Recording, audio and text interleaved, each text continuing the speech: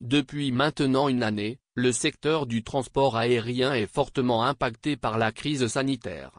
Des centaines de milliers de vols internationaux ont été annulés au début de la crise. De nombreux passagers détenteurs d'un billet d'avion sont en attente d'un remboursement de la part des compagnies aériennes. En Europe, de nombreuses réclamations de clients ont été enregistrées ces derniers mois. Mais si certaines compagnies acceptent de jouer le jeu en remboursant leurs clients, d'autres refusent de le faire.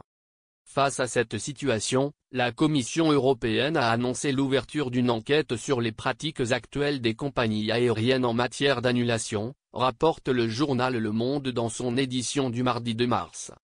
La Commission de Bruxelles veut savoir comment les compagnies aériennes traitent les demandes de remboursement des passagers dont les vols ont été annulés après le début de la crise sanitaire. Alors que la loi exige que les passagers soient remboursés dans un délai de 7 jours après une demande, les compagnies aériennes ont eu recours aux avoirs. Ce qui n'arrange pas tous les passagers. Air Algérie, 4300 vols annulés. Au total, 4300 vols ont été annulés, ce qui représente 1 million de billets toutes destinations confondues, selon les chiffres fournis l'été dernier par le gouvernement. Air Algérie devait rembourser 1 million de billets, toutes destinations confondues.